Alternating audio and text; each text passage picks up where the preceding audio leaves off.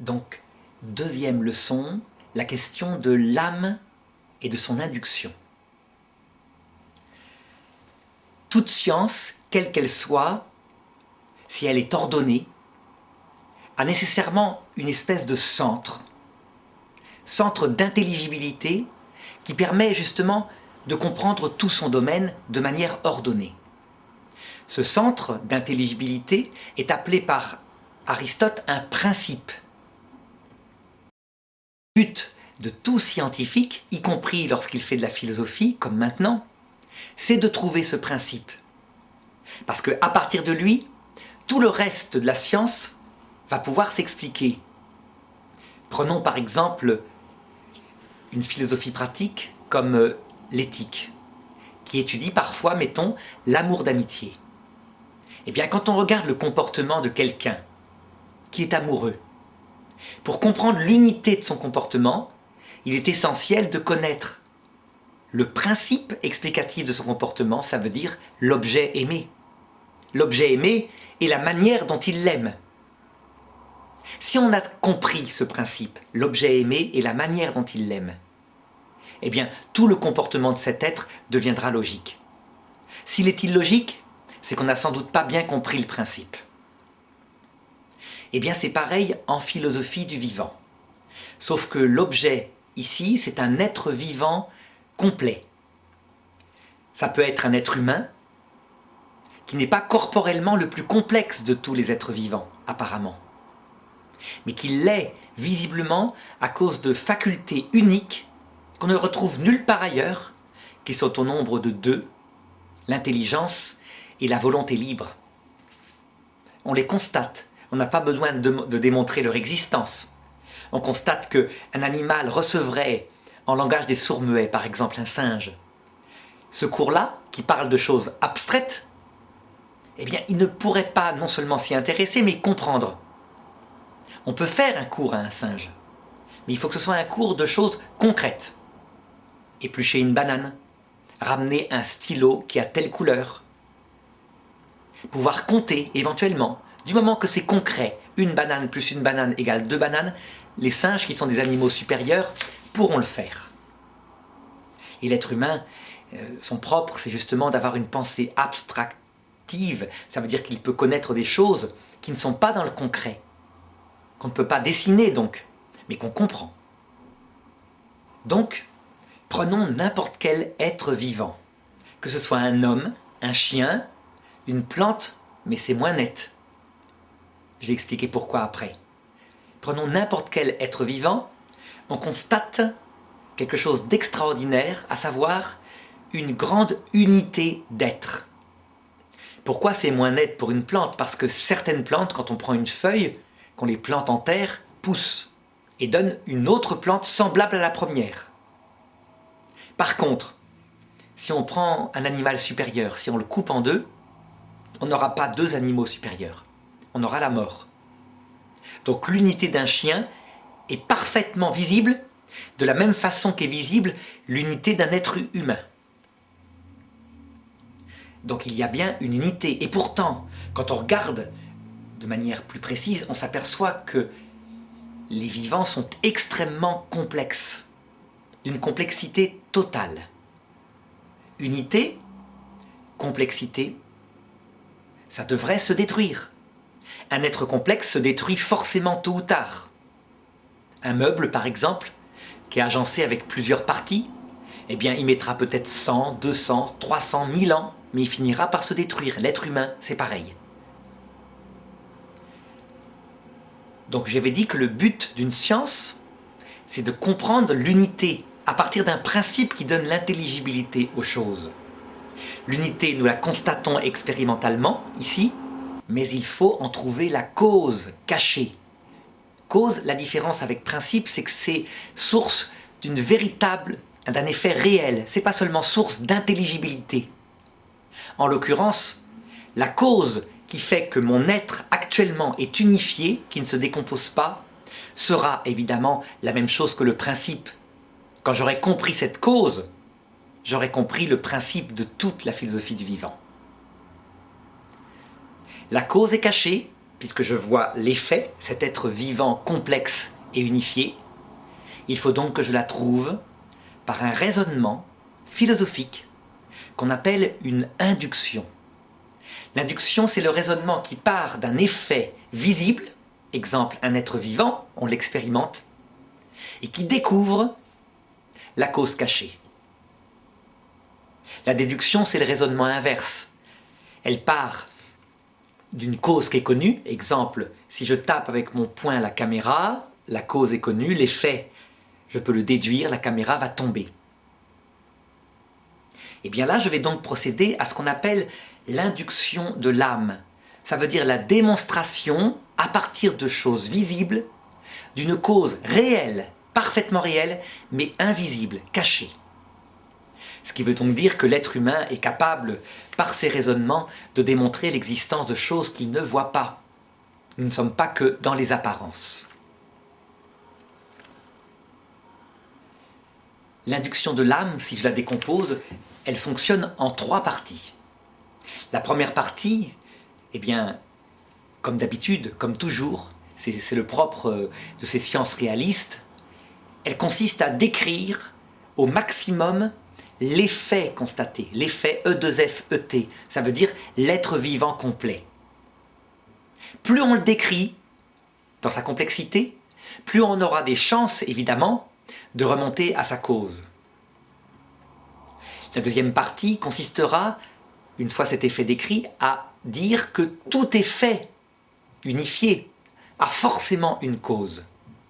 Il n'y a pas de contre-exemple.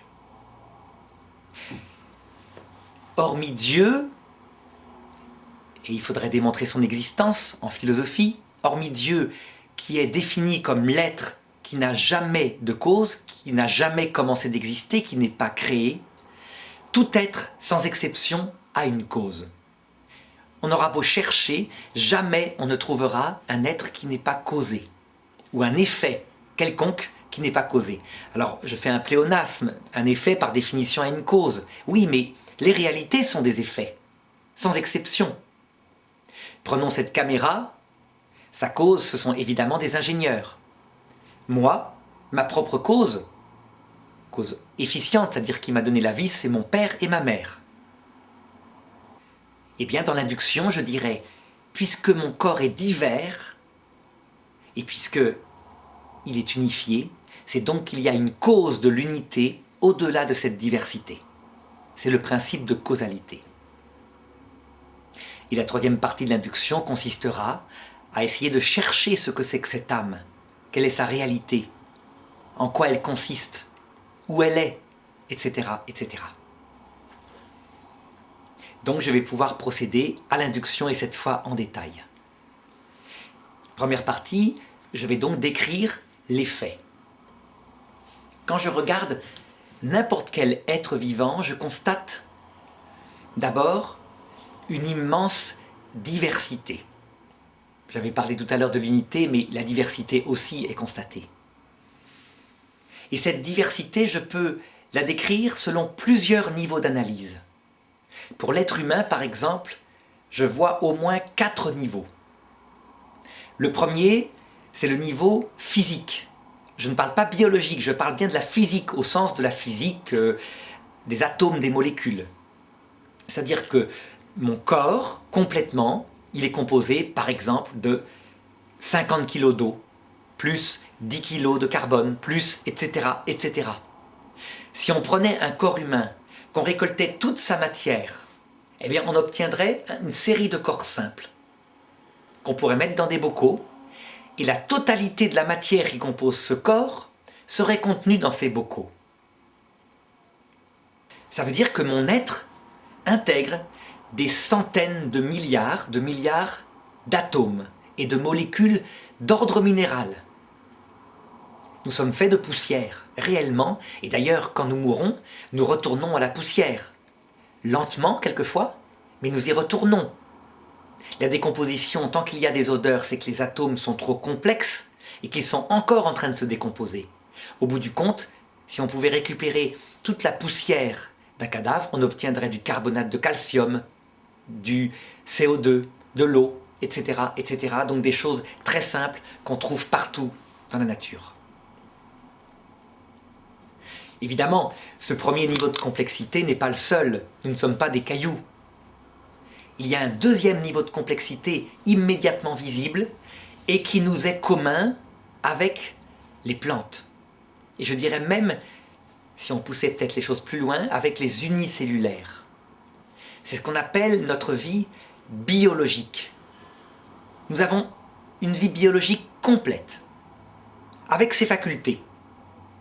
À savoir, comme une plante, notre corps grandit, et il ne grandit pas à l'infini.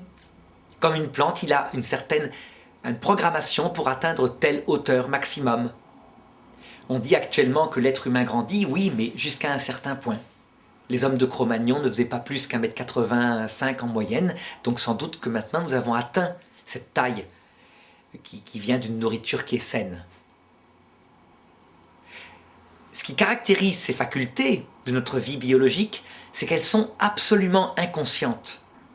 Actuellement, il y a dans mon corps des milliards de réactions chimiques. Et ce qui fait que mon corps marche bien, c'est que justement je ne les sens pas.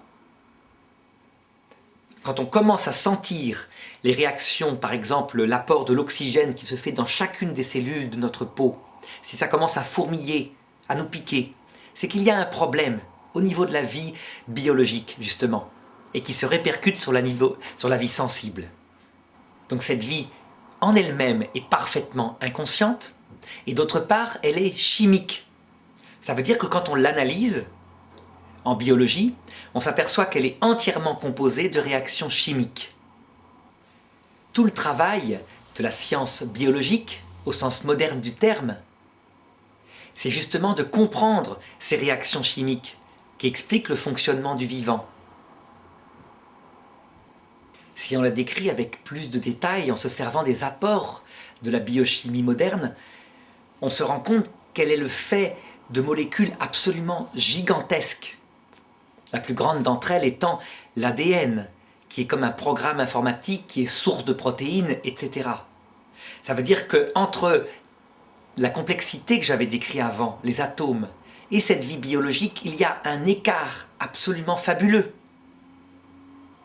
On pourrait comparer le domaine de la chimie minérale à des petits cailloux, et le domaine de la biochimie à des cathédrales hautes, atteignant la Lune quasiment, si on les comparait par rapport aux cailloux. L'ADN, c'est un filament gigantesque. Si on lui donnait une épaisseur comme ça, eh bien la molécule ferait plusieurs fois le tour de la Terre.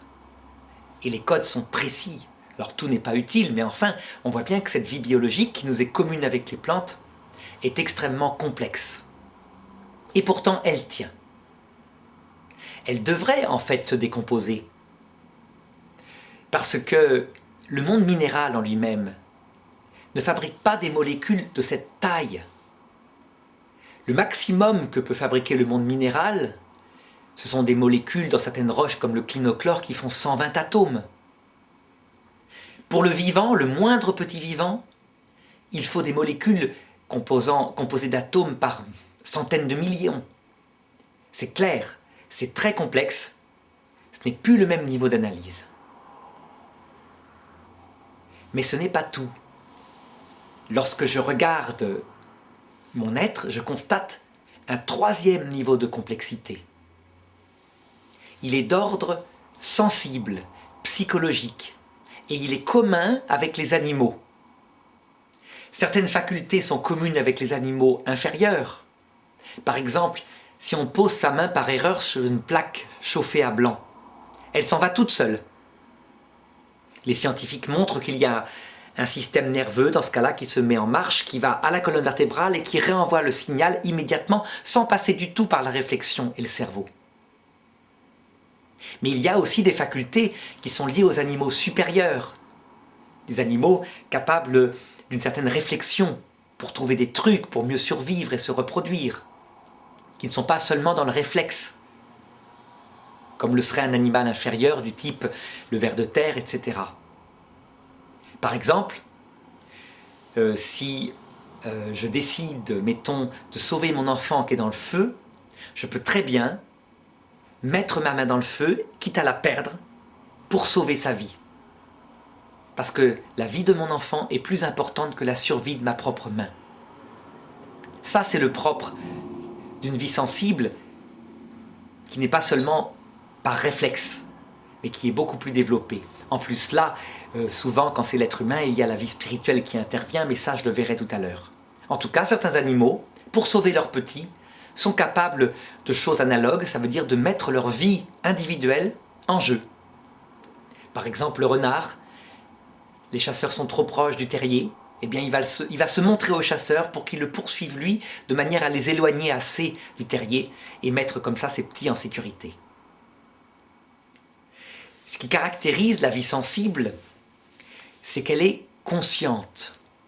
C'est un début de conscience. Ce n'est pas encore la conscience spirituelle, c'est une conscience sensible. Alors quelquefois on me dit, mais un chien n'est pas conscient. Un chien n'est pas conscient de la question du sens de la vie, être ou ne pas être, etc. Ça ne l'intéresse pas. Mais quand on donne un coup de pied à un chien, quand on fait du mal à un animal, il souffre. Quand un chien perd ses petits, il éprouve une véritable tristesse. Il n'est peut-être pas conscient qu'il est conscient, mais il est conscient. Donc l'être humain a quelque chose de plus que je décrirai tout à l'heure. Donc, les facultés de la vie sensible sont conscientes et on peut dire qu'elles commencent dans l'être vivant à partir du moment où commence le sens du toucher. Chez le lombric, par exemple, il y a le sens du toucher puisque quand on le pique, on voit une activité de fuite. Ça ne veut pas dire qu'il se dit « Oh, il y a un merle, vite, fuyons, je vais aller le plus vite possible dans mon trou ». Il ne raisonne pas comme ça. C'est sans doute, quand on analyse son système nerveux, de l'ordre du réflexe. Donc un instinct purement mécanique qui fait qu'il va sauver sa vie en essayant de retourner dans son trou. Seulement, il a senti qu'on l'avait piqué. Et c'est la grande différence avec les ordinateurs tactiles actuels. Quand on touche l'écran, ils réagissent. On a l'impression qu'ils ont des sensations. Et c'est une impression complètement fausse. En fait, ce sont des grosses calculatrices qui calculent des différences de luminosité, etc. On pourrait plutôt comparer leur fonctionnement à celle, par exemple, du mimosa. Quand on touche la feuille d'un mimosa, elle se rétracte complètement. Ce n'est pas parce que le mimosa a senti quoi que ce soit, mais c'est parce qu'il y a sur ces feuilles des poils qui, étant touchés, provoquent des réactions chimiques en chaîne qui font que la feuille se replie, et sans aucune conscience sensible. Donc, l'animal le plus simple, doté d'une vie sensible, a un sens du toucher, et avec le sens du toucher, il a donc certaines passions, comme par exemple la fuite, peut-être pas la douleur, parce que le sens de la douleur d'un ver de terre n'est peut-être pas assez... le système nerveux n'est peut-être pas assez développé, mais il y a la fuite, c'est très net. Il y a sans doute en parallèle ce qui va avec la fuite, c'est-à-dire des désirs. Le désir d'un ver de terre, c'est d'être dans son milieu, suffisamment humide, avec de la terre, etc. Ce qui veut dire que les animaux primitifs ont des passions, des sentiments, déjà présents. Beaucoup moins élaborés que ceux de l'être humain, ou que ceux du singe, mais tout de même. Quel est l'objet général de cette vie sensible ? Systématiquement, pour toutes les facultés qui sont présentes et qui sont nombreuses, je n'ai décrit que le sens du toucher, quelques passions, mais il y en a bien plus chez les animaux supérieurs, l'imagination, la mémoire des images, et même l'estimative, c'est-à-dire une forme d'intelligence qui lui fait comprendre ce qui est nuisible est utile pour sa survie et sa reproduction, son bien-être. Eh bien, l'objet de toute cette vie sensible, c'est toujours des choses concrètes, que les sensations atteignent. Donc des choses sensibles, dit Aristote.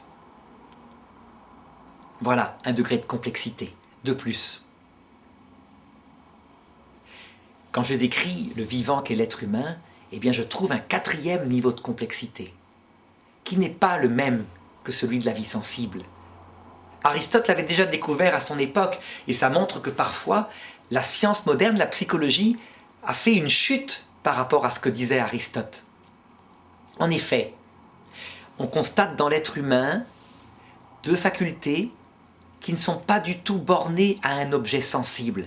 Oh, certes, mon intelligence est capable de faire la cuisine, de trouver des moyens pour transformer des aliments, de ramener un crayon rouge ou bleu, comme le ferait d'ailleurs un singe.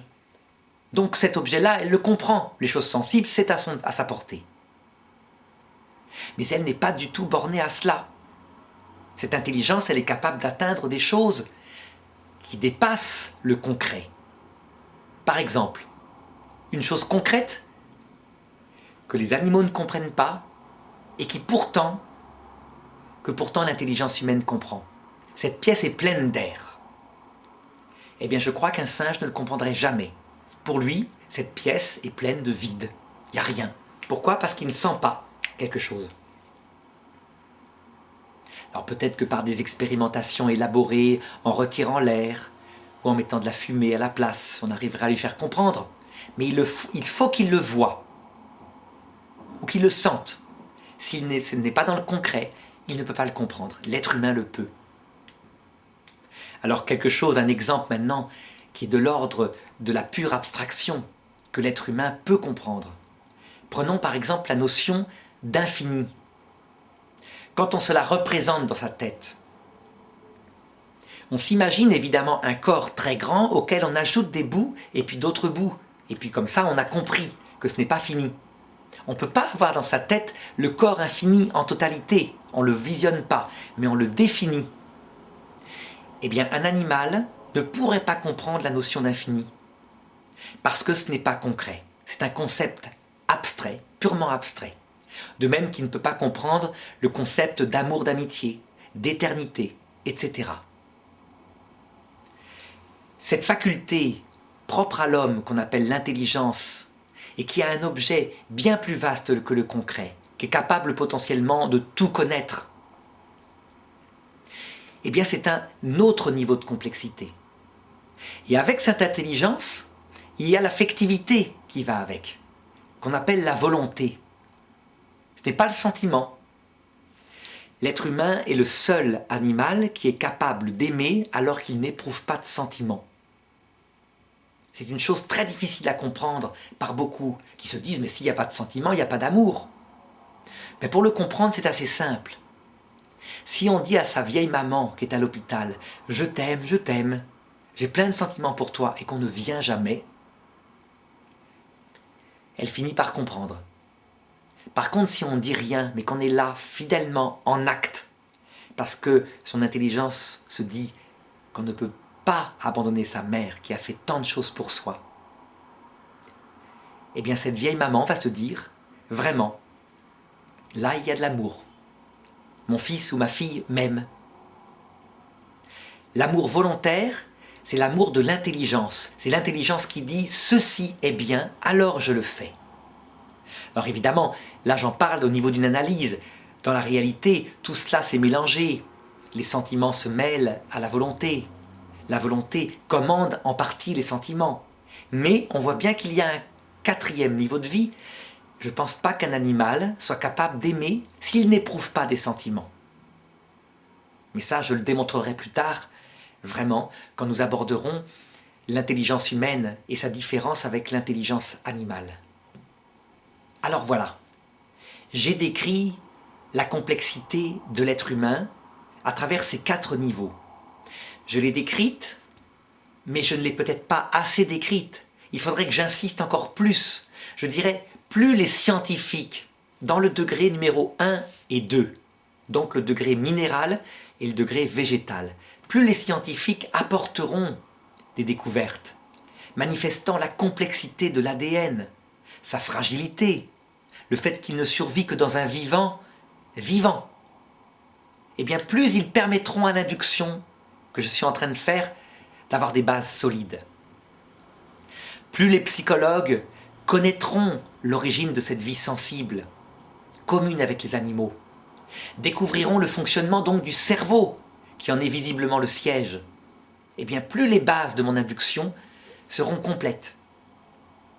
Idem pour les philosophes, avec la vie spirituelle de l'homme.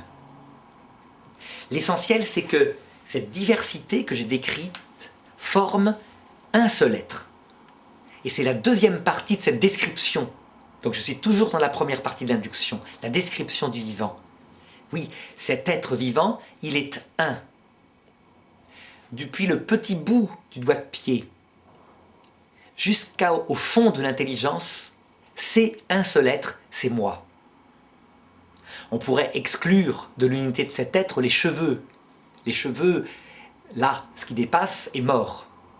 Mais on ne peut pas exclure la racine des cheveux, qui est bien vivante, et qui le fait savoir d'ailleurs par la douleur, quand on arrache un cheveu. Alors certes, nous expérimentons notre unité justement parce qu'il y a cette douleur. Si on coupe le pied d'un être humain en bonne santé, il comprend bien par la douleur qu'on lui a retiré une partie intégrante de son être.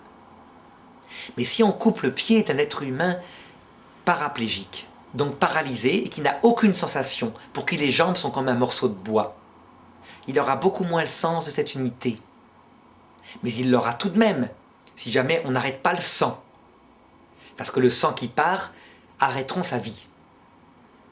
Il l'aura aussi si on n'arrête pas l'infection, parce que la gangrène prendra son pied et le détruira tout entier. Donc l'expérience de notre unité est vraiment essentielle à faire, mais elle est de tous les jours. Il n'y a pas de problème. Si j'insiste dessus, c'est juste pour essayer de comprendre ce que c'est que cet être humain complet, avec cette immense diversité et cette unité parfaite. Unité parfaite, et c'est ça qui est étonnant. Normalement, ce corps devrait se décomposer. Si on suit ce que j'ai décrit tout à l'heure, il est fait de matière minérale. Et la matière minérale a aussi peu de propension à donner cette merveille qu'est un corps vivant que du gravier a formé une cathédrale immense, atteignant l'espace et en dentelle de pierre. Ça devrait se décomposer. Or, ça ne se décompose pas, ça tient jusqu'à un certain temps, parce que quand le corps s'use, qui ne renouvelle pas au point de vue biologique sa jeunesse, il y a un moment donné où l'unité n'arrive plus à être gardée. C'est ce qu'on appelle la vieillesse. Et au bout d'un certain temps, la mort arrive, tout retourne à la poussière. Tout, on verra tout à l'heure, mais en tout cas, l'être vivant visible en philosophie retourne à la poussière. Du coup, s'il y a une unité visible, dans une diversité absolue, à 4 niveaux de complexité, du coup, c'est qu'il faut chercher la cause qui explique cette unité. Et c'est ce que j'appelle le 2e degré de mon induction. Ce que j'appelais tout à l'heure le principe de causalité.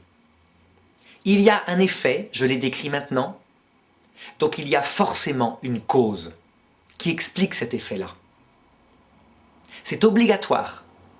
Dire qu'il n'y a pas de cause, c'est nier même la réalité qu'on constate partout. Jamais on ne trouve un effet unifié sans une cause. Prenons n'importe quelle réalité, un caillou par exemple. Eh bien, son unité, effectivement, est moins forte que celle d'un vivant. Mais il a une unité.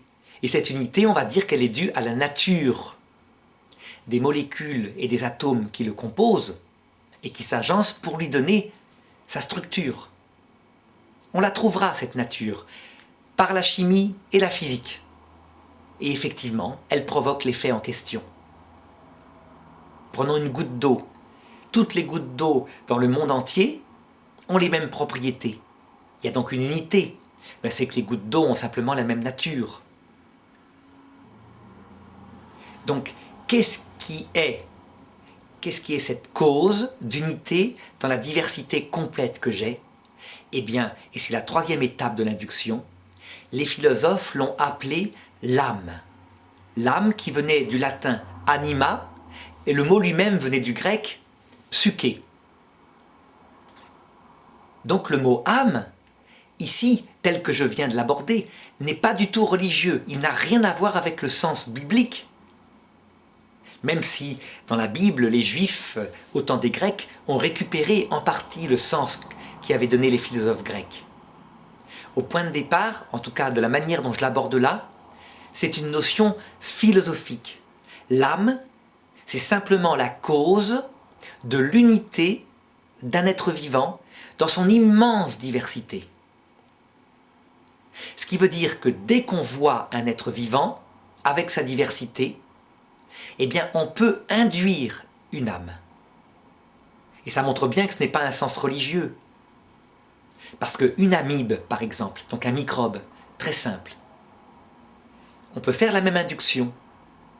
Cette complexité est immense, elle contient les niveaux 1, donc un aspect physique des atomes, de carbone, d'hydrogène, etc. Elle comprend le niveau 2, ça veut dire une vie biologique extrêmement complexe, avec un ADN, des facultés vitales chimiques, division cellulaire, nutrition, parfois déplacement local, etc. Elle devrait se décomposer, et pourtant c'est une amibe unifiée. C'est donc qu'il y a une cause d'unité, et cette cause, on va l'appeler l'âme microbienne de l'amibe. Ce n'est pas une âme spirituelle, c'est une âme de microbe. Pourquoi? Parce que l'effet qu'elle provoque, c'est simplement un microbe avec des facultés chimiques. Ce n'est pas un être humain avec des facultés chimiques, biologiques, comme je disais, sensibles, spirituelles. Mais il y a une âme. De la même façon pour une plante. On peut faire le même raisonnement, ce qui veut dire qu'une plante a une âme végétative. L'unité est moins facile à voir pour certaines plantes, comme je le disais, puisque certaines plantes peuvent être coupées en deux. Et donc, est-ce qu'on a deux âmes? Ben oui, puisqu'on a deux vivants, mais c'est moins net. Est-ce qu'il y a une âme alors au niveau d'une feuille ou... On n'en sait pas trop. Ça, c'est moins net. Par contre, dès qu'on touche aux animaux, et particulièrement les animaux supérieurs, l'unité est absolument nette. Elle est visible. L'unité d'un chien est aussi forte que l'unité d'un être humain. Couper la patte d'un chien, couper la jambe d'un être humain, c'est le même effet. On lui ampute son être, c'est évident. Donc il y a des âmes animales, et ces âmes animales, disait Aristote, sont des âmes sensitives. Ça veut dire qu'elles sont la cause d'une vie qui est biologique et sensible, mais qui visiblement n'est pas une vie spirituelle.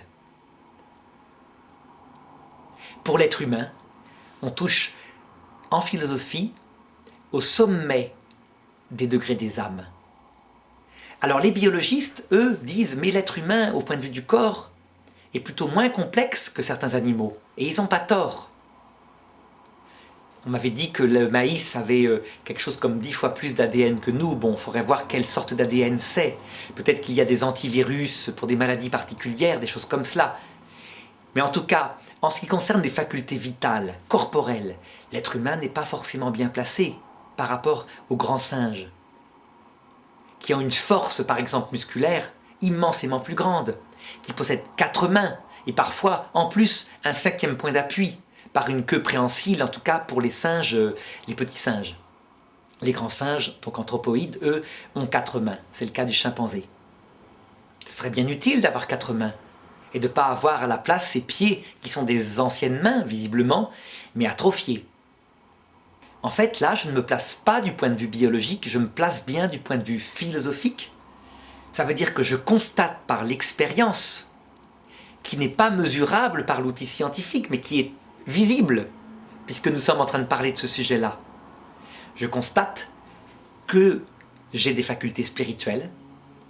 C'est donc que la cause de l'unité de mon être, mon âme, produit ces facultés spirituelles. C'est donc qu'elle n'est pas qu'une âme animale. C'est donc que mon âme est spirituelle. Qu'est-ce qu'elle fait, cette âme? Eh bien, elle unifie l'être complet que je suis, biologique, minéral, je renverse l'ordre, mais enfin, on voit bien, sensible et spirituel. Alors, dans cette induction, qui est maintenant terminée, il reste à se demander ce que c'est que cette âme concrètement. Ça veut dire, est-ce qu'on peut trouver, est-ce qu'on peut voir sous le scalpel, on pourrait dire, la cause de l'unité de cet être que je viens d'induire. Au cours de l'histoire, il y a eu plusieurs hypothèses qui ont essayé d'expliquer l'âme. La plus ancienne, celle qu'on voit dans la Bible et que les témoins de Jéhovah reprennent à leur compte, elle date du néolithique. Dans le livre de Moïse, il est dit que l'âme, c'est le sang. Alors, on peut penser qu'à cette époque-là, quand un homme était blessé, par exemple par une flèche, il n'y avait aucun moyen parfois d'arrêter le sang. En tout cas, quand un organe, comme le ventre, avait été touché. Le sang coulait lentement et les mourants sentaient l'énergie de leur corps s'en aller. D'abord par les pieds, un picotement, le froid s'installait, puis remontait dans les jambes, au bout des doigts, etc. C'est comme si leur âme coulait en dehors de leur corps. Et donc, comme c'était des hommes simples, ils en arrivèrent à dire que le sang, c'est l'âme. Et les témoins de Jéhovah, au XIXe siècle, quand ils furent fondés, eh bien, prirent au sens matériel ces textes-là, qui, entre-temps, avaient été modifiés par bien d'autres textes. Parce que le peuple juif n'est jamais resté à la science primitive. C'est un peu comme une éponge qui prenait partout où il passait le meilleur de la science qui l'entourait. Donc la Bible, peut-être 2000 ans plus tard, assume complètement la philosophie grecque et pense que l'âme, c'est autre chose, c'est un principe qui retourne dans l'autre monde, à la mort. Donc est-ce qu'on pourrait dire en tout cas, avec cette philosophie primitive qui date du temps de Moïse, que l'âme c'est le sang? Eh bien la réponse c'est que le sang, c'est en fait un organe liquide. Il est absolument indispensable. Si on n'a plus de sang, effectivement on meurt. Mais cet organe liquide peut provisoirement être remplacé, peut-être pas encore actuellement, en 2009 où je fais cette vidéo, mais le sera bientôt, par un liquide oxygénant. Évidemment, ça ne peut être que provisoire parce que, comment dirais-je, il n'y a pas les anticorps. Tout le système immunitaire est aussi conduit par le sang. Liquide, composé de milliards de cellules, les globules rouges, les globules blancs, etc., et qui sert à communiquer la vie matériellement par la pompe qu'est le cœur jusqu'au bout de tous les organes biologiques.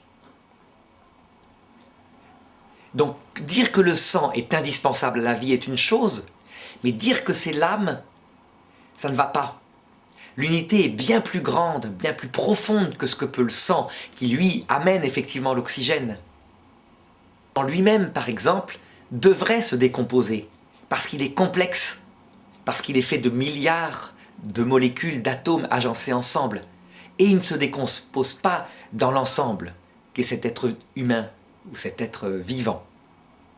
Donc, lorsqu'on regarde ces textes bibliques anciens, on peut dire que l'âme, ça serait le symbole, pardon, le sang, ce serait le symbole de l'âme. Oui, ça parle bien, on peut faire une comparaison, une métaphore, mais ce n'est certainement pas l'âme elle-même. C'est encore plus net chez l'être humain, où on voit que l'âme produit un effet spirituel, le sang n'est qu'un organe matériel, végétatif.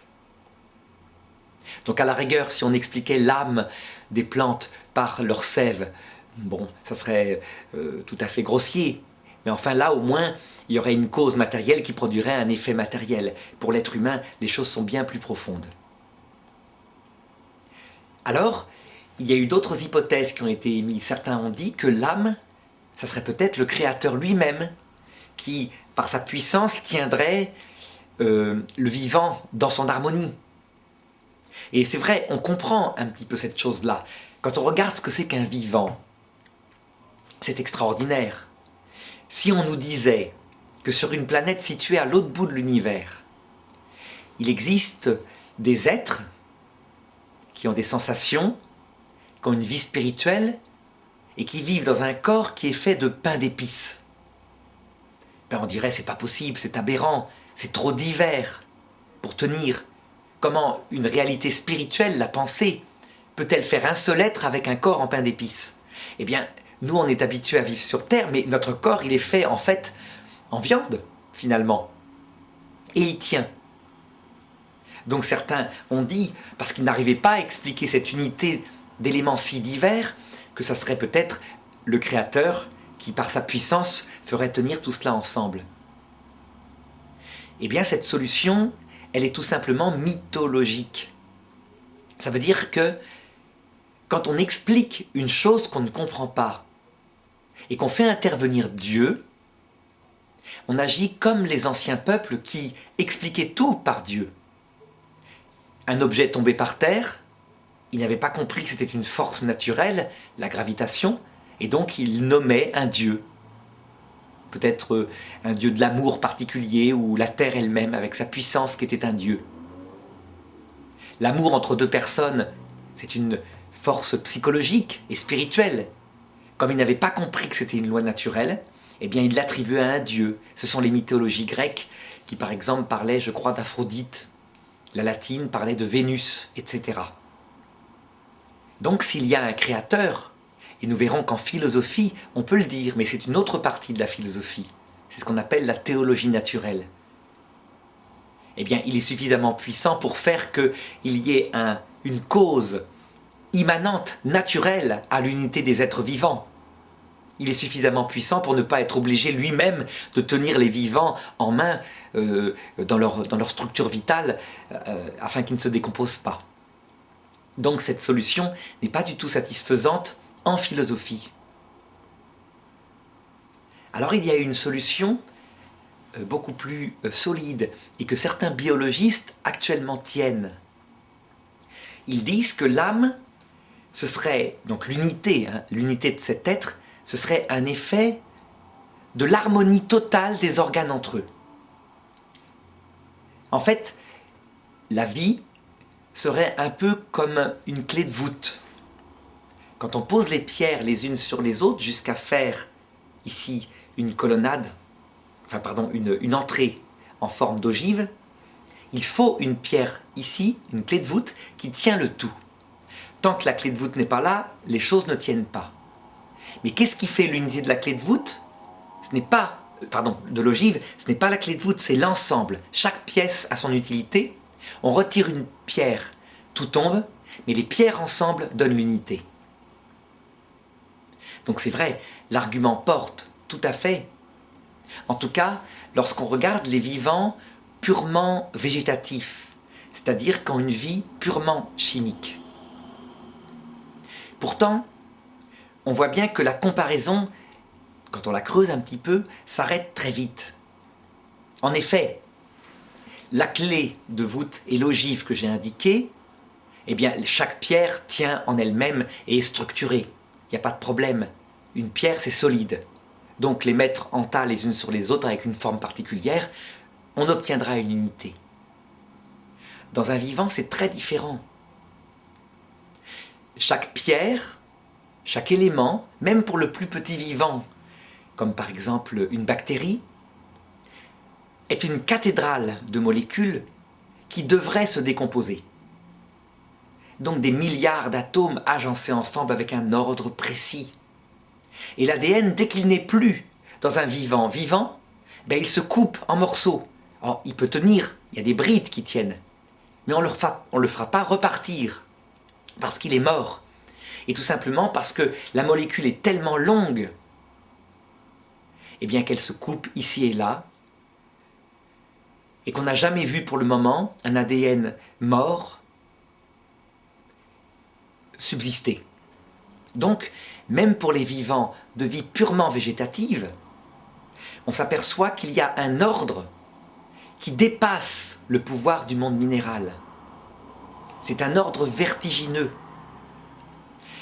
Pour donner une comparaison, c'est comme si on construisait un château de cartes haut comme la tour Eiffel, et il y a de la tempête.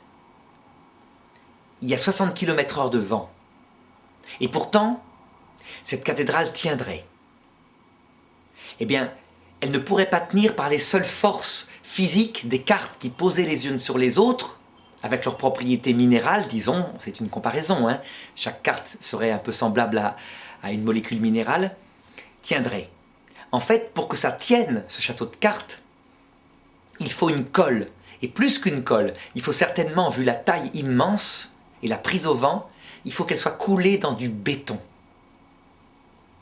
Eh bien ce béton, et c'est une métaphore, serait un peu l'image de la nécessité pour un vivant, même végétal, d'avoir une âme qui est supérieure à la simple nature des atomes agencés entre eux. Alors quand on regarde l'animal, c'est encore pire, parce que l'unité du vivant provoque de la conscience sensible. Ce chien qui est devant moi, il a une conscience d'être un. Oh, il n'y pense pas tout le temps, mais on lui pique la patte, on pique le chien. On ne pique pas la patte du chien, on pique le chien. Et il se défend. On lui pique l'oreille, même chose. C'est son être. Pour l'être humain, j'avais dit, c'est encore plus fort puisque c'est une conscience spirituelle. Donc on est un petit peu coincé. Il faudrait certainement travailler plus longuement l'argument de ces scientifiques qui disent que tout ça, ce n'est qu'organique, que c'est comme la clé de voûte dont je parlais tout à l'heure. Mais en fait, quand on regarde ce que les philosophes ont dit au cours de l'histoire, à commencer par Aristote, Bergson, on voit que tous, unanimement, ont séparé le domaine du vivant de la simple unité du monde minéral. Et ils ont posé une cause d'unité supérieure, qu'ils ont appelée l'âme, et qu'ils ne savaient pas expliquer. Pour donner une analogie, pour voir un petit peu ce que dit quelqu'un comme Bergson, qui appelle l'âme, lui, l'énergie vitale. Eh bien voilà. Est-ce qu'il est possible, par exemple, avec de la poussière, de créer une rose magnifique, qui tienne, et qui n'ait pas de colle? Réponse immédiate, non. Il faut de la colle. La poussière va retomber, va former un tas. Eh bien, en fait, c'est possible. Si on prend de la poussière de fer, si on trempe dans de la poussière de fer un électroaimant, donc un aimant branché sur un circuit électrique qu'on peut débrancher quand on veut, et qu'on soulève le tout, on obtiendra au bout de son fil, là où il y a l'alimentation électrique, une magnifique rose de limaille de fer. Eh bien, cette métaphore indique un petit peu ce que voulait exprimer Bergson par l'âme. L'âme, c'est une énergie qui fait tenir des éléments qui ne devraient pas tenir entre eux et qui est supérieure au simple pouvoir du monde minéral. La limaille de fer, par les lois du monde minéral, forme un tas qui a des propriétés physiques. Par exemple, un angle particulier, une pente, qui est sans doute comparable à celui des pyramides égyptiennes. Mais il ne forme pas une magnifique rose de limaille de fer. Eh bien, cette analogie permet de comprendre ce que c'est que l'âme. Dans tout vivant, quel qu'il soit, vu sa complexité, il semble qu'il y ait une énergie vitale, mystérieuse, qui est matérielle dans le domaine des âmes végétales.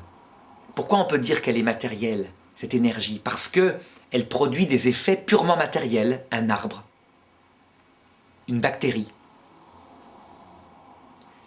Cette force vitale est sensible, psychique, dans l'ordre de la vie animale. Pourquoi est-ce qu'on peut dire ça?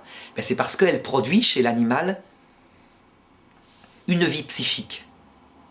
Et cette âme devient spirituelle, donc elle a un degré de qualité d'être bien supérieur chez l'être humain parce qu'elle produit une vie spirituelle.